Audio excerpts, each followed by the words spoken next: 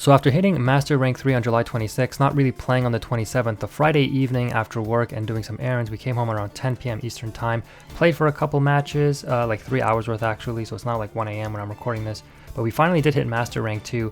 Unfortunately, I won't be able to play on the 29th, which is the Saturday, so I'll have to try to grind for just another 2 to 3 hours on the Sunday night and see if I can hit Master Rank 1. I don't think I'll be able to do it, but hey, we got pretty far, right? Almost all the way. If we had a bit more time, maybe we could have done it. I will say before I get into the matches that I think the foresight in adding the fossil DYNA is definitely a good choice, because I found myself opening combo and this would almost auto win me games, whereas opening just combo with Empin wasn't enough because the opponent could play through the one Dreaming Town summoning one other card. It wasn't that hard for them to break the boards. And you'll actually see that in my matches going second, where I can open combos like Dark Ruler to shut down boards. It actually works out better because, you know, sometimes you hard draw the unexplored wins and you can start using that going second to tribute off the opponent's board after they set up if you can negate it. So there's a lot of like weird synergies. Unfortunately, the last thing I'll say before we get started, I found myself losing a lot to myself, and what I mean by that is just I straight up bricked, or I got interrupted with one hand trap and that shut down my turn, and then I lost. You know, opponent went full combo or OTK next turn and I just couldn't come back, right? So, you know, Konami, again, just before I move on to the matches, this deck loses to one hand trap, this deck loses to itself because of bricks, because you've nerfed all of the consistency cards. Please at least bring back Empin to 3. There is no reason to keep it at 1. I mean, next thing people are going to be asking for Fossil DYNA to be limited, because this is basically Barrier Statue, right? You know, when you open Robina with the Fossil DYNA, it's basically like the Barrier Statue lock. The only difference is obviously you can't search for the Barrier Statue with Robina, you have to hard draw this, but it's really not that hard if with all the pot cards that you play. But you know, the hard thing is that, you know, you draw this but you're bricked, it's not enough. You draw this engine without the patchy, it's not enough. So the deck is still lacking a lot, but let's go ahead and take a look at some of these matches and you'll see exactly what I'm talking about. My experience through Master 3 getting into Master 2 is really just like me losing to myself a lot of the time. I mean, don't get me wrong, opponents are definitely playing better, setting up better boards, having more interruptions, but I just find that, you know, I draw my going second cards when I go first and I completely brick, not having any engine, or I just don't have, or I draw engine. The amount of times I've drawn like a really good hand to go first with, but I'm going second, it's unreal, and then I can't play through the opponent's board without my board breakers, right? So that's the downfall of this deck. When it does get going, it's very strong, but unfortunately you will still brick a lot and you just have to take those L's. The amount of times I win a coin toss, I just get anxiety because I'm like, I really hope I don't waste my going first turn on a brick, and the amount of times that happened, unfortunately, is a lot. I bet you the opponent thought like, oh, this is fantastic, I win a game when I go second. You know, that's aces for them, right?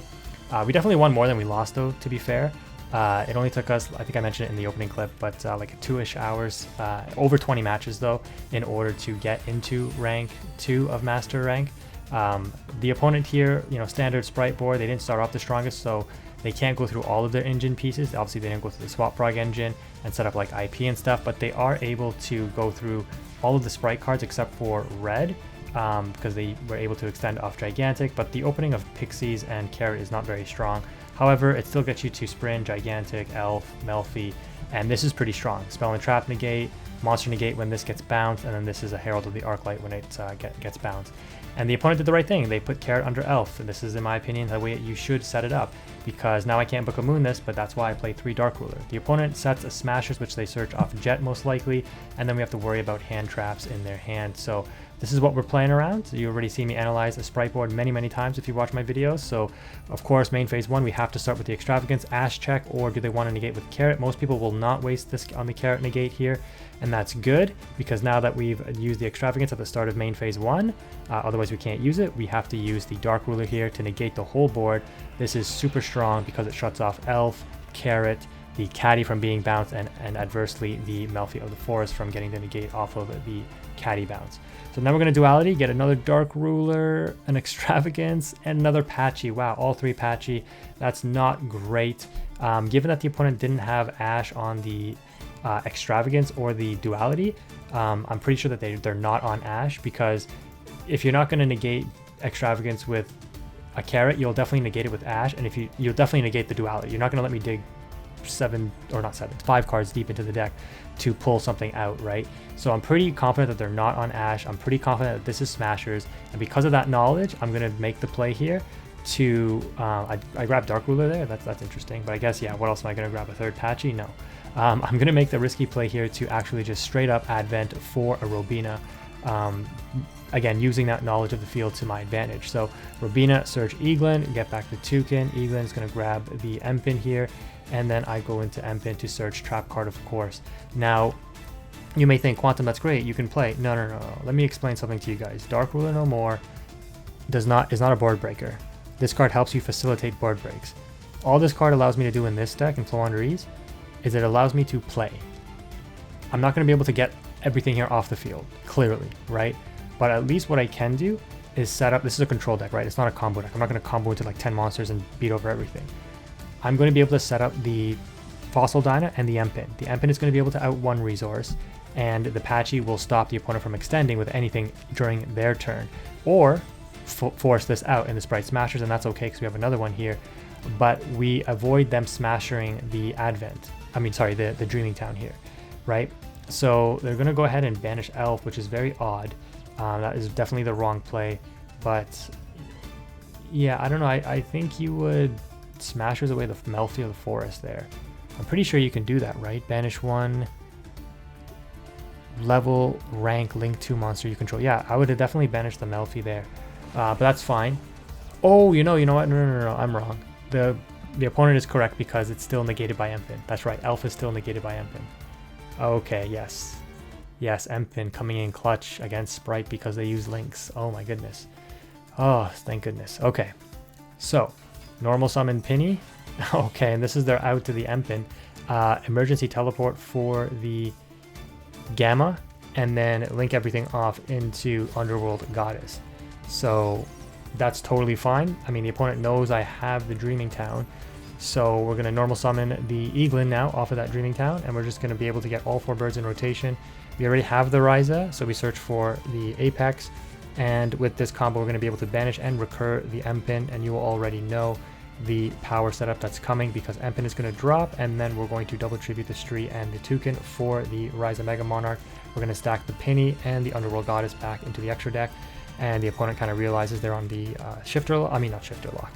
Ryza lock, and they end up scooping there. So we're able to get over that matchup thanks to both the Empin and the Fossil Dyna putting in the necessary work that the opponent had to be forced to play around our air quotes floodgates, which is what this deck is now thanks to Empin being limited to 1, and we're able to take that match.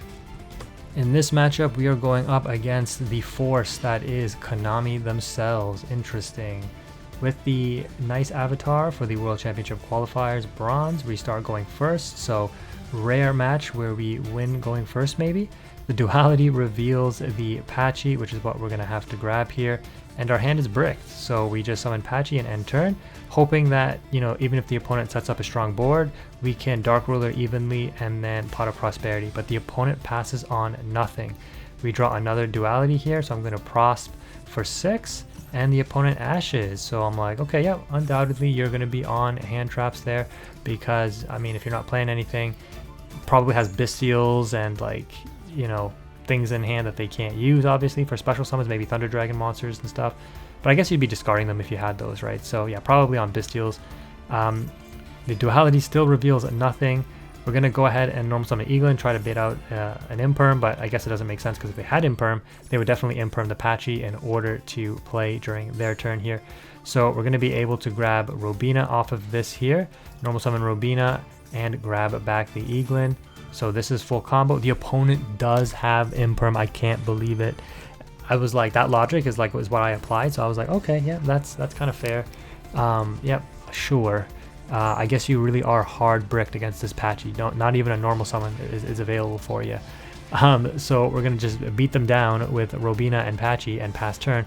I was fearing going to the battle phase because I was like, I hope he doesn't have evenly, but I was like, it's totally fine because I would keep the Patchy, the Robina would get banished face up, and then I would have Eaglin anyways to summon and bring back the Robina. I would only lose the Unexplored Winds, and I do play 2.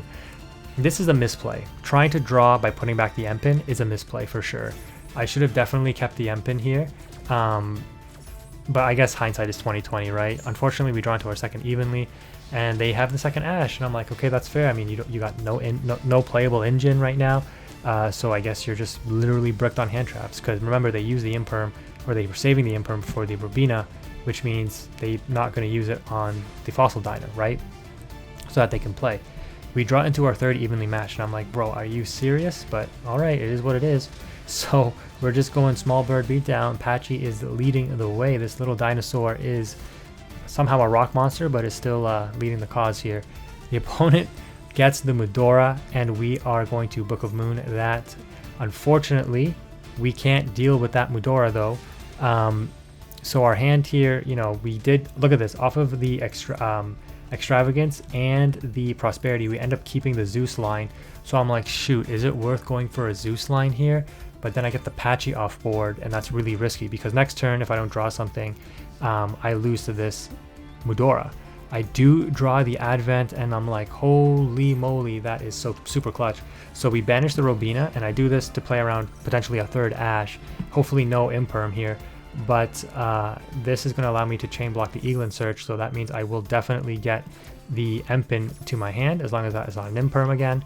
And then the Empin can, or the Unexplored Winds contribute off the opponent's back row. It is a Heartbeat, so they are on Tearlaments, and we are able to get the Empin on board. And then this is just game because Empin attacks the Mudora, and then Fossil Dyna attacks for game. I was like fearing Nibiru for some reason, but then looking back now, I'm like, oh, I have Patchy, which stops Nibiru anyway. So I could have just continued summoning, but what's the point? Just go for game. And thankfully, we were able to take that. That is the only match in all of my Master 3 run where the opponent bricked and couldn't play. Out of like over 20 matches, probably 30 matches. It's crazy. And the amount of times I bricked, whew, you don't even want to know.